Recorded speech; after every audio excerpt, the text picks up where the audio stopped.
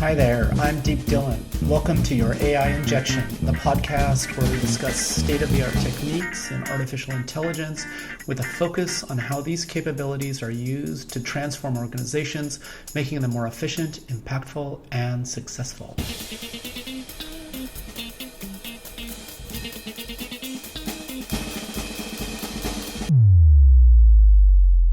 Hi there, I'm Deep Dillon, your host, and today on our show, we'll discuss the potential benefits of AI and project-based learning methodologies for improving educational outcomes. I'm super excited today. We've got Bob Lenz, an education leader who's reshaping how students learn. As CEO of PBLWorks, he's driving quality-based project learning for all students, promoting success in college and careers. Bob co-founded Envision Education, that also helped pave a path to college for underserved urban students. Bob, thanks so much for coming onto the show. Yeah, thanks, Steve. I'm looking forward to the conversation.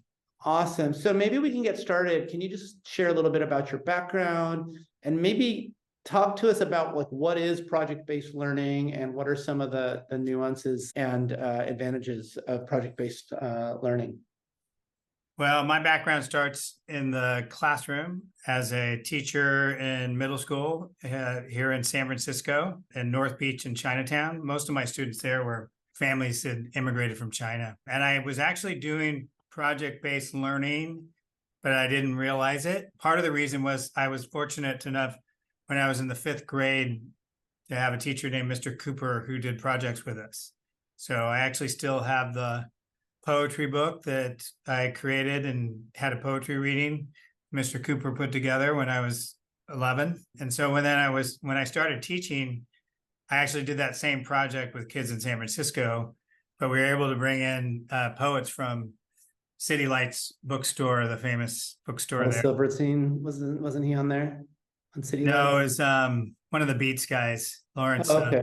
And then I moved up to Marin County and taught at a high school where we transformed the school basically using project-based learning, and we formed career academies for juniors and seniors. We were very successful and got lots of recognition. I got to go to the White House.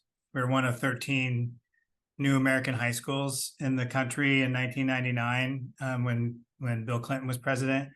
And consequently, we had hundreds of visitors come and every year, and they would come and they would say, "This is great. These kids are so engaged. This is awesome. And this would never work in my school." Mostly because they looked and almost all the kids were white, and Marin County is fairly affluent. And I just got tired of hearing that. And so I didn't believe it. So I helped co-found Envision Education, which you mentioned, and we created redesigned high schools, now middle schools. They use the same principles of project-based learning and portfolio assessment of the students' work. And in fact, we got even better results. I mean, we have this last year, I'm still on the board there. This last year, we had 90% of our kids were accepted to a 4-year college. And this is in Oakland, Hayward, and San Francisco. We have an 85% persistence rate through the first year of college. And in a study by Stanford, the students said one of the top reasons why they feel like they're successful in college is project-based learning. Maybe talk to us a little bit about what doesn't work when you don't have project-based learning. And I mean, I think, any of those of us who have raised some kids can probably speak to it. I'll throw something out there. I think one of the things that the curriculum-based education system struggles with is, kids don't know why they're learning what they're learning. And it seems like a huge problem. I mean, frankly, I went all the way through in undergrad and even into the graduate curriculum in engineering. And it's not always obvious how to stitch up, the classroom with the why. And project-based learning always just seemed super intuitive to me. And it seems like such a slam dunk as far as getting kids to care. And as far as both of my kids just loved their projects and weren't particularly stoked about the other stuff. And I'm wondering, what is it that's failing, and what are some of the real challenge, what's happening here? Why did we even get to this world where we have to talk about project-based learning? Is it because, curriculums are sort of so demanding and so time consuming that there's no room left for project-based learning? And what's going on there? I'll give you a couple insights. I mean, I think that the traditional way of learning requires quite a bit of compliance, and to just suspend the why does it matter? It's like, it's eat your spinach. It's good for you. Don't ask, just do. I don't think it ever really worked well. And I think we sorted a lot of kids out of educational through dropping out of high school, not going to college. But we had an economy where there was a lot more jobs that were available that you could actually survive and maybe even have a family. Well, those days are pretty much gone. And I think the irrelevance now, you know, one of the things I always talk to educators about is like the world, like even if you go back like 10 years ago, the world has changed dramatically in the last 10 years. But in the last 100 years, the world is like completely different. But if you walked into any classroom in any school in the United States, it would probably look very similar to the experience that a kid had in a school in the 1920s. Yeah, I mean, our whole educational system is like an industrial era Yeah, artifact, it's absurd.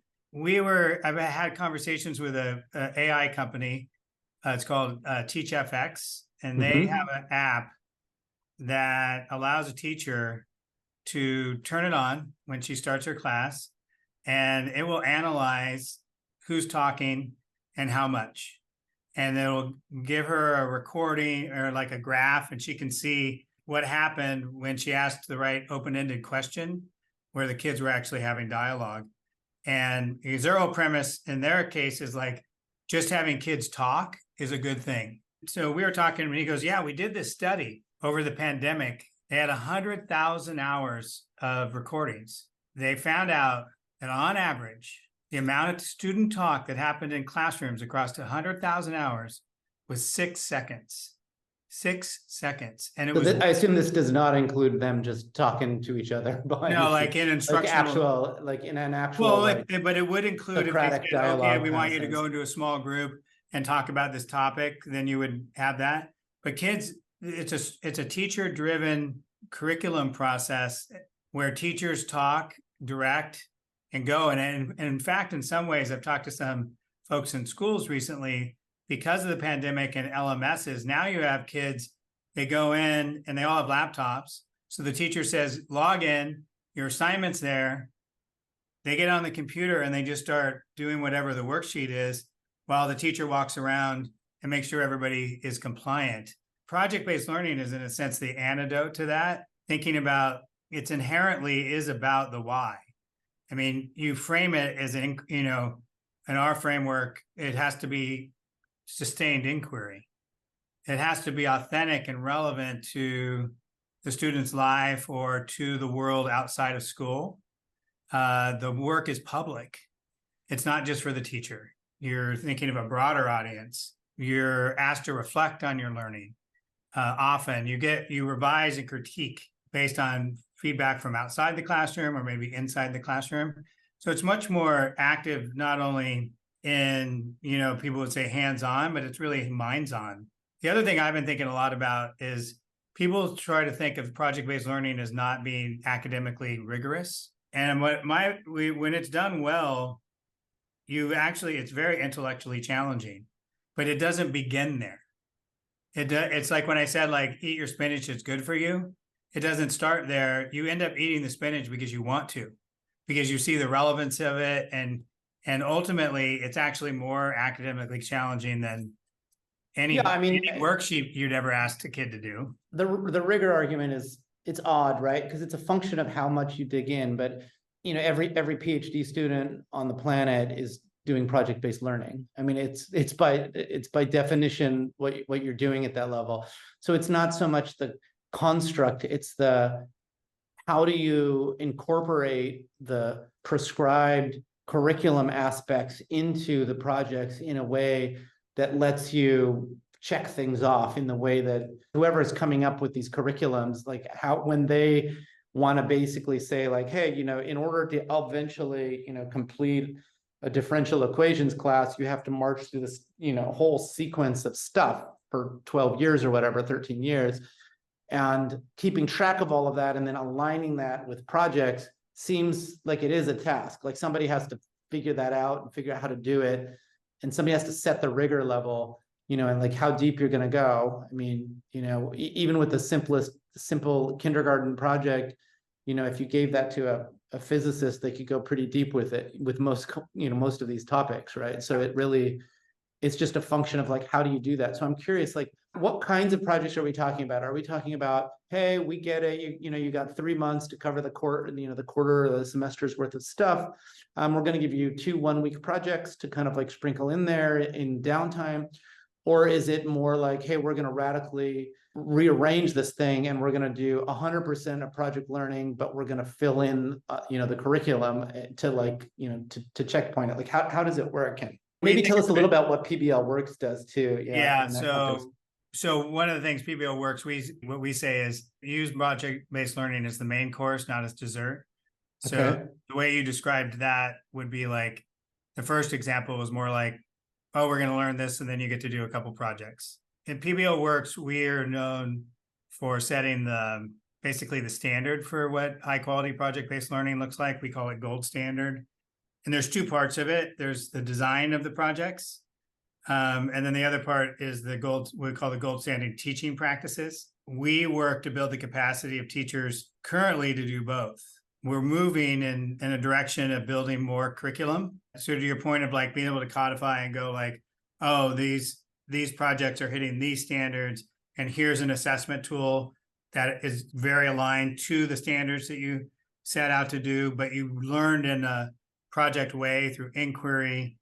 And to your point, like when it's time to have kids deal with, the core knowledge that they need or the skills, then you're going to use some more, maybe what might look like more traditional teaching strategies, but they're in the context of this application that kids are working towards. And I think that's the biggest thing. Like we think of assessment as 3 things: knowledge and mastery of knowledge and skills. The current way of doing that, like giving a kid a test to know whether they have it, is fine. But what we don't ask them to do is demonstrate their understanding of it or apply that understanding.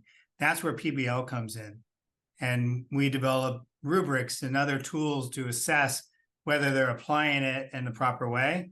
And then the third, which is almost never done, which is actually the most powerful part of project-based learning and learning in general, is what we call reflect, but really is metacognition, and asking kids to think about, what did you learn and how would you transfer that learning into a new and different setting? And when did things not work right? And how did you adjust? And what will you do the next time? And what were the successes? And how will you make sure you repeat that? Those are and most educational experiences is it's a one-dimensional, I tell you something, you tell me back, check the box, move on. But the real learning happens, like we think of it as a triangle, but down on the bottom sides. So we're moving to a place where we're going to build the curriculum so we can focus all our efforts on helping teachers get the capacity to teach in a different way.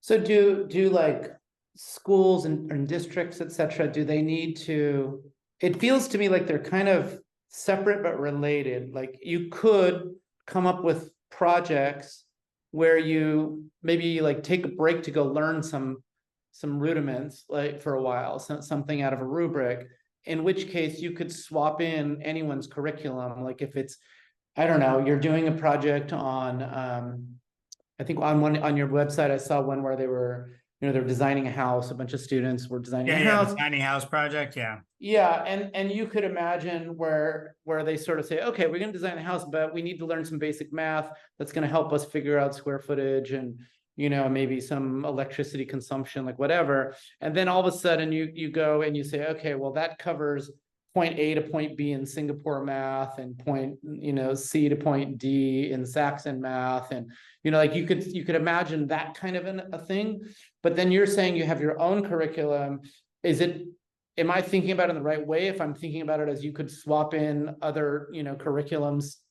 Usually what the curriculum is mapping backwards is from standards that are agreed upon. So the math standards, they would be mostly common core standards that are in most states, or there's the next generation science standards that are agreed upon by like about 21 states. And anybody who's creating curriculum is aligning to that. And even teachers, when they're creating their own, are usually asked to say, in this learning experience, which standards are the kids learning? And how will you assess that for their knowledge? The tip of, what goes on 5% of the time is a teacher talks at a kid, shows something, and then asks them to regurgitate it back. And then they repeat that over again. I call it the myth of coverage. There's this belief that if you tell somebody something, they now know it. It's just not. I mean, and everybody intuitively knows that's not true, but teachers will tell you, well, I can't do projects because I have too much content to cover. And I was like, well, you covered it, but they didn't learn it. There's research that shows that when kids take a test, even the kids that do well on the test, if you give them that same test in 6 weeks, they'll fail it because they only learned it. It was short-term memory, not embedded. So what happens in projects is you cover less. The kids deeply own it. So when they go to take a test 6 weeks later, they still know it. Yeah, because it's something that meant something to them, right? Like Yeah. it's things they go home around the dinner table and talk about. Oh, yeah. And it's something they can get excited about, right? It's not an abstraction in a math text or in a chemistry book or something. It's like an actual process. Need help with computer vision, natural language processing, automated content creation, conversational understanding, time series forecasting, customer behavior analytics? Reach out to us at xionyx.com. That's XYONIX.com. Maybe we can help. So then when you describe your curriculum and your projects, are you thinking of it like, hey, I'm a school district and I'm going to take all of the third grade and go totally onto the system, which means everything's project-based. But on top of that, every project covers some part of what we would think of as a standard curriculum? Yeah, we think about it a little differently. We think about it like in two ways about what's the minimum dosage, if you will, of project-based learning that a kid needs to start developing a sense of agency, this application exercise, get engaged. We look at, and then what's in the zone of proximate development for teachers, because and we've found like 2 projects a year. Like if you can get teachers to minimally do a project in the fall and a project in the spring, and then you think about that over the course of 13 years, that's 26 projects of increased complexity. You're on the way. And it's enough that kids can start to think of themselves differently as a learner. PBL is as good for the teachers as it is for the kids. I mean, the teachers start to like it. And our hunch is that they'll start to do more projects. Getting a teacher to switch over to a whole PBL curriculum, it's a very difficult change. You can start schools from scratch, possibly, that are all project-based learning and build capacity that way. But I haven't seen it really work to go full PBL. It's a part of the challenge is like most teachers haven't ever experienced project-based learning as a learner. They never did it as a student. They didn't have Mr. Cooper in the 5th grade. So or maybe they did some reports and some stuff like that. But or they did projects. They did the state project, but we call that a dessert project. That's not. A lot of people did things that were projects where they had to go home and do it. And so if your parents were around and they're engaged, then you got a great, maybe you got a good grade because they did it for you. But the science fairs come to mind. Science fairs, like California, we have the California Mission Project. That's all done at home. You can go down to the local art store and buy a mission and put it together. If we think about the higher grades, though, like in high school, for example, the International Baccalaureate program, that's something that both of my kids went through. They have some really significant things, at least in their diploma path, where they have, where the students have to really do extended projects, and they're actually pretty in depth, and they feel more like like an actual thesis or something. Yes. We call it like PBL adjacent. It's not quite gold standard project-based learning, but if we had an IB program here in my community, I would have sent my kids to it as well. It's far more deeper learning and it's inquiry-based and performance-based. Project-based learning gets more into authenticity and public products that you're working for an audience, especially in the older grades beyond the classroom. Or like the tiny house project that you saw, even the 4th graders or 3rd graders there are presenting their models to parents who came in to be consultants or other teachers or clients. It's amazing. The one thing I found out right away is like, as a teacher, when you have a public product and you move the audience beyond the classroom, kids work so much harder. They don't really, kids are, for whatever reason, are okay failing with their teachers and their parents. I always like to think it's because they feel loved, but nobody really likes to look stupid to people they don't know. So this is an AI podcast, so let's maybe shift gears slightly and talk about what's the AI angle here, because I can imagine a bunch, right? Like I can imagine, for one, you have a catalog of these projects. So in the process of designing projects, there could be a lot of, AI leverage. I imagine in the process of taking a project and like sort of transforming it to a particular grade and mapping it to specific sort of standards, concepts, there's a lot of machine learning and AI potential there. And then I imagine there's quite a bit of potential on the assessment side. So being able to assess at the project level, and maybe, at the grade, or, at the across a set of standards or whatever, there's a lot of role. And then there's kind of the whole tutoring or assistance angle, to like help a student through a sequence of physics or math, or, something.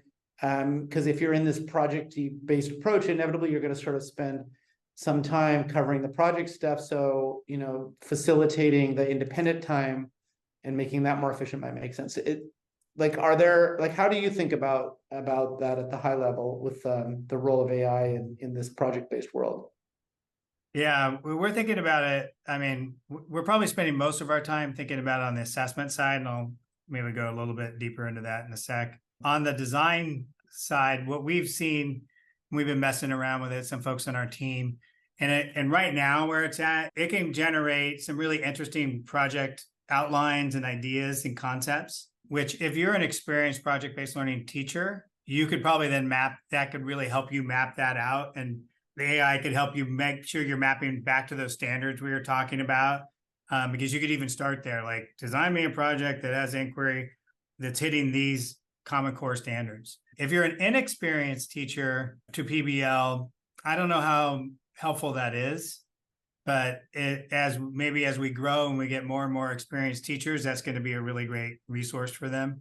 I think it can also, right now, you have a project and you've outlined your project and there's certain instructional activities that you want, like things that need to be learned.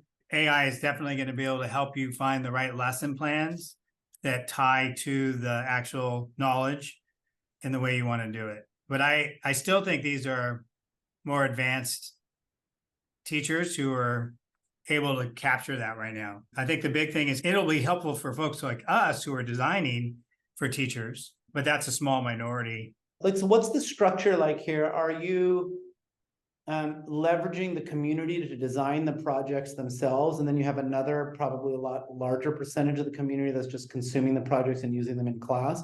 And your team is like kind of juicing that and facilitating the design of the projects?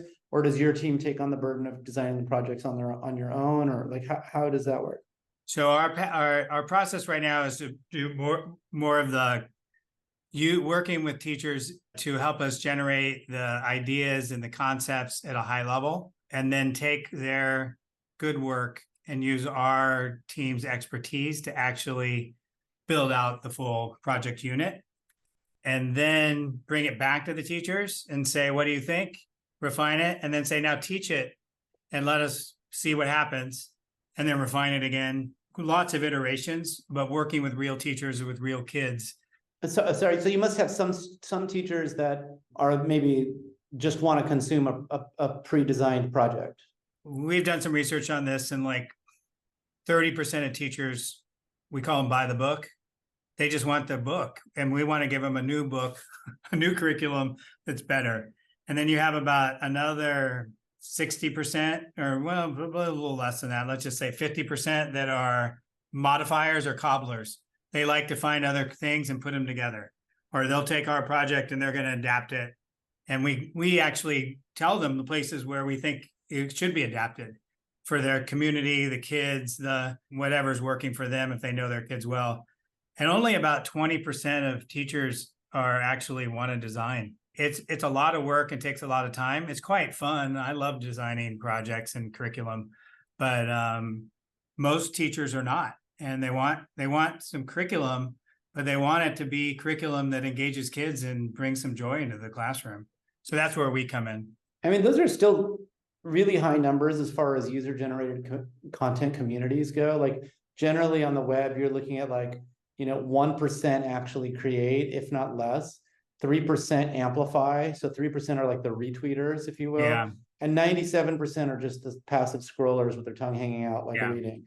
So like, I mean, 50% cobbling is still pretty serious engagement, and 20% are willing to participate in the design of the projects. I mean, that speaks to the interest level and maybe the fact that there are actual, I don't know, paid employees who are supposed to do this and feel like they should. I mean, that could be Yeah, and wrong. I think it's also a factor of like a lot of teachers aren't given a lot of resources to teach, so they have to figure out how to do it on their own or buy the curriculum. And then the flip side is school districts will purchase and then mandate and actually monitor that teachers are actually following the script and the pacing guide. There's a mix of some places that are like so prescriptive that they truly take the joy out of teaching and learning. And then others that don't give teachers anything and they're drowning. What we're trying to do is figure out solutions to make it easier for teachers to do the type of teaching and learning and assessment that brings joy to them and the kids, as well as learning. So I'm like trying to think what your product looks like maybe today and maybe tomorrow, I don't know. But I mean, I'm envisioning like you're a teacher, you wind up in the system, you're putting in some information about yourself, the grade that you're teaching. There's probably like a simple search box to try to find projects that exist.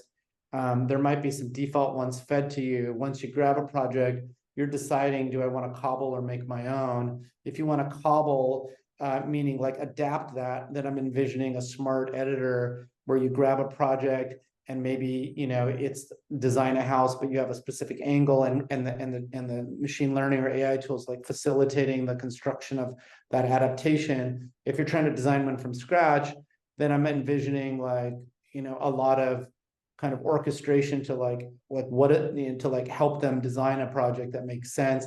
So that would be like some large language model interaction to like actually generate the description of the project, to actually come up with the concepts, the ideas, have them kind of pick and choose and narrow down. Probably some more standard searchy stuff with clever ranking to like figure out what curriculum stuff, fits in there. And then maybe some massaging to like get it into the project. And then when it's all done, they like try the project, you track it. And now there's other teachers that are sort of grabbing onto that. So you have some popularity that pushes popular projects up and down.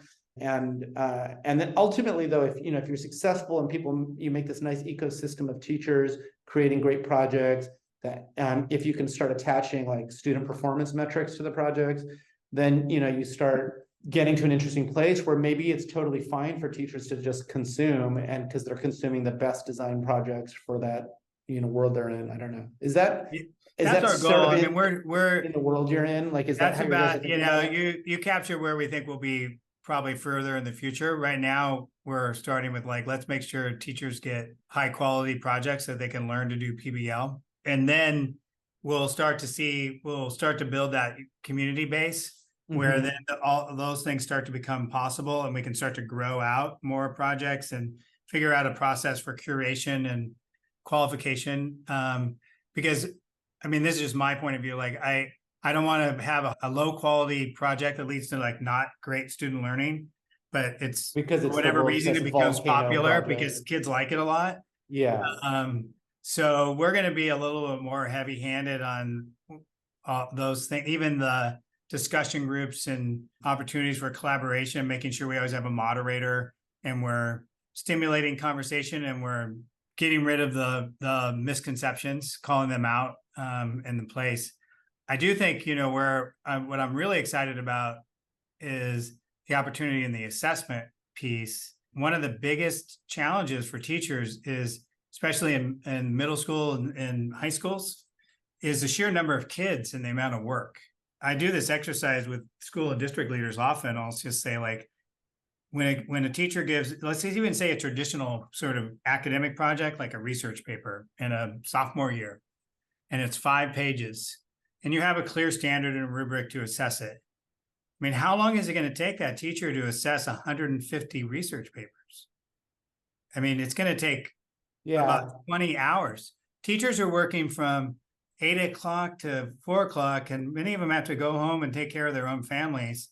If they're lucky, they get a 1 hour prep period in that day. So when's that extra 20 to 30 hours going to come to do that? So teachers don't assign those type of tasks, or if they do, they just collect them and the kids really never get any good feedback on it. Yeah, I mean, I think we've all had that teacher that, gave you long papers to write in English lit or something, and then you come back with a grade and nothing else. Right. Which is completely, I mean, there's definitely value in just the fact that you wrote the paper, but it's quite deflating to get nothing back. Right. And then you don't know whether you're a good writer or not. And then you're going. Yeah. I mean, I've had, like my daughter's heading off to college, in a few days, but, like I remember when she was in maybe 9th grade and she's getting all these papers back from her English teacher, and they have like no comments on them, and they come back 2.5 months late. Exactly. And I'm thinking, this is absurd. And she's getting some high marks on them. I'm like, look, you're misusing semicolons, and there's like a million things that's going wrong here, and nobody's telling you about it. And these are things that are really straightforward to get GPT-4, or equivalent LLMs to get. I watched it today, Deep. In 30 seconds, the OpenAI tool assessed a piece of student work on a rubric and gave the student actionable feedback and a score. And that student could then revise that based on it in real time, like right now, not have to wait like 2 weeks. Like as a school system leader or school leader, you want your daughter's class to have the same standard for assessing that essay as the next class. Well, the teachers need to get calibrated. And it's very hard to do, but the computer doesn't.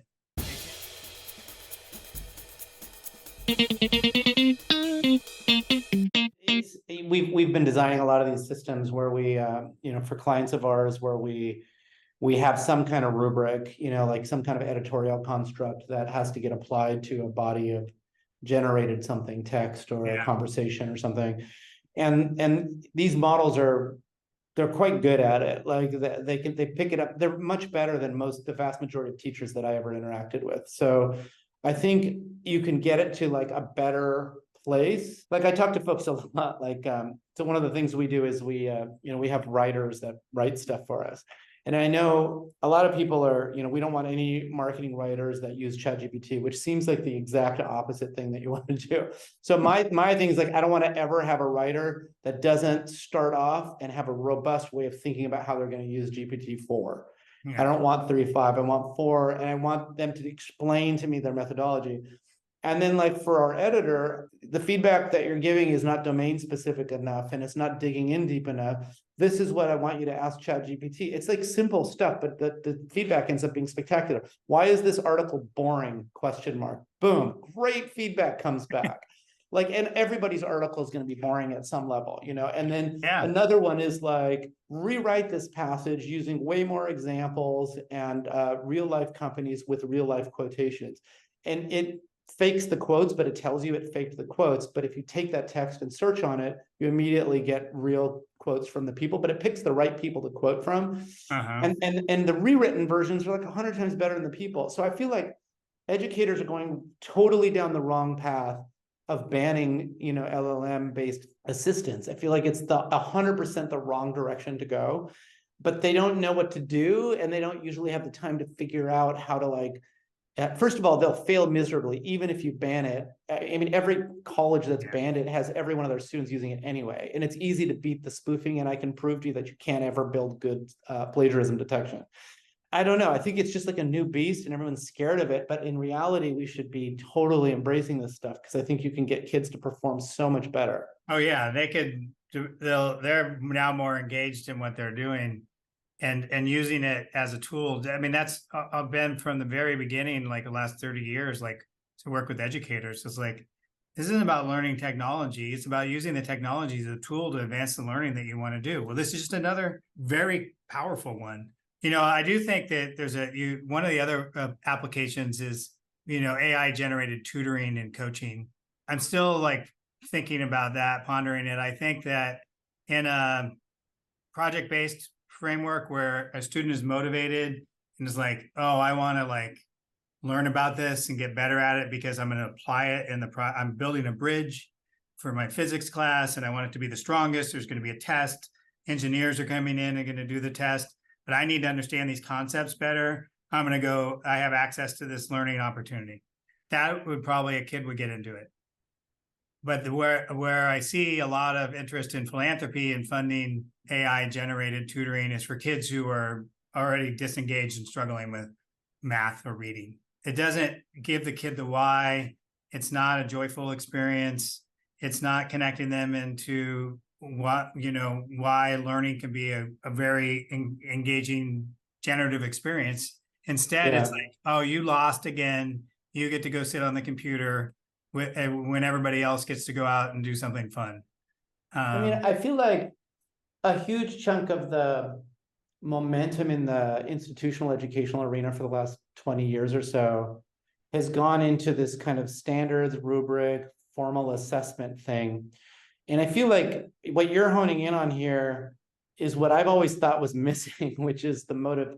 Like the best teachers in the world that I've seen, and the example I use is like, so I recently started learning guitar, and I have this guitar teacher. So before I started taking guitar lessons, I would sit down, I'd start YouTubing some stuff, I'd come up with something, I'd develop all the wrong hand techniques and tactics, and then I'd dink around and I'd produce mostly garbage. And a couple of years of that, I pretty much got nowhere. So then I decided to take lessons. I get this guitar teacher, and the thing that he did in the first hour lesson was he got super excited about something so mundane and boring that like simply getting one chord to sound clean once. That what it did was it just motivated me, right? Yeah. So now like, it's like, oh, I got somebody excited. Now I'm like in social debt to this person because they spent an hour with me. So next week I want to go do more. Like there's all these other things that happen when you address the why. And project learning, like I remember, I was in engineering school, and I was very kind of privileged. Early on, like my freshman year, I sort of hooked up with a research professor who let me basically just hang out with a bunch of grad students in a research lab for 4 years and do my own research and publish papers and do stuff. So I learned kind of backwards, but project-based. So I didn't really care at all about my coursework. I only cared about my projects, but it turns out that I was limited in the projects I could do. So I would sit down with, this advisor of mine every semester and be like, hey, I'm struggling with this. Like, what class am I going to like learn that's going to help me be able to read these papers and figure this out? It's like, oh, as soon as you get to your signals and systems class, which, I think right now is scheduled for next year. But if you take this thing now, you can get to that within like 3 months. I do. And all of a sudden, like this whole world would open up for me. Yeah. So I was always like, I always loved school, and all my peers were just kind of like, whatever, let's just go get a job and get out of this crap. Yeah. And it was just, and I think it was just because I had like this backwards approach that I think shouldn't be backwards. No, that's the way we learn. I mean, it's funny, like when I'll ask educators or sometimes I'll do it in a keynote, I'll say like, recall a transformational learning experience that you had in high school. I'm working with high school teachers. I tell you, people can't remember one. I mean, they block out high school. Maybe they'll tell you about something outside of school that happened, like a coach, student band leadership, for me, music, drama, journalism. But it's a big black hole that people actually, I think, are trying to forget. And it doesn't have to be that way. It can be, it's such a transformational time as a human being that it's unfortunate that most of the most transformational learning we spend during the school day. Yeah, you're in there like 80% of the day, but you do the learning that happens in the little slices outside. Like maybe you went to camp or the different things we just discussed. What I was talking about is like, you can actually be intentional to create project learning experiences that recreate all those same things, all the same emotions and feelings that then students that have gone to my schools, you can ask any of them, they'll tell you about 3 or 4 different, transformational learning experiences they had in high school. So we're almost out of time here. thanks a ton for coming on. I want to end with like one question that I like to ask. Fast forward for me 5 or 10 years out, and the kind of core question I have is, do we have a shot in hell, at least in the US or in the Western world, maybe more broadly, of radically inverting this educational paradigm around project-based learning, which I would personally love to see, but like I'm sure some people wouldn't. But like that's like, is there a real shot at that? How would that happen? And what would be the role of AI in making that feasible and advantageous, and or not, and ruining it? Last week my board approved a new strategic plan to build out a digital solution to provide our curriculum with embedded professional learning opportunities for teachers, and using generative AI assessment tools to assess those projects. Right now, we work with about 10,000 educators a year doing basically in-person or synchronous learning. Our goal over the next 5 years, we believe by building a digital platform to do that, we're not giving that up. It's good work. We can probably double it, but we can get to, there's about 3 million teachers in the country. In the next 5 years, we think we can get to about 300,000 of them. And now we're at 10%.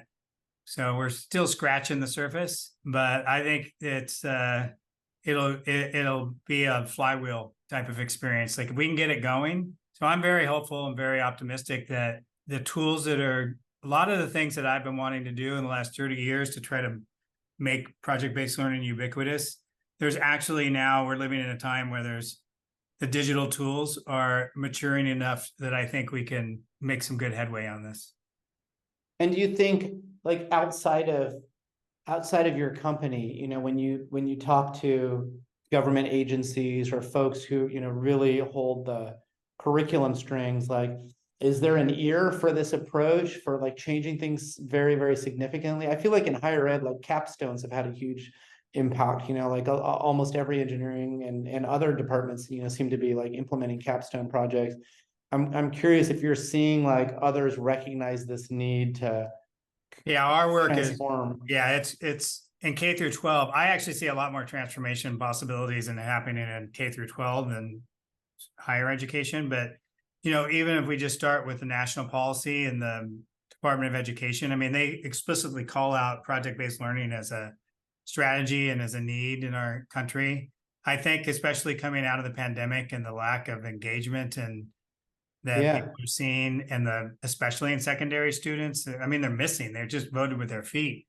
We lost like 8,000 students in Seattle. They just disappeared. People are trying to figure out simultaneously how you build the learning loss, but also how you engage kids. There's an openness that I haven't seen, and an interest all across the country. I mean, we're working in the state of Kentucky, and our goal in partnership with the Department of Education there is 450 schools, a third of the schools in 3 years.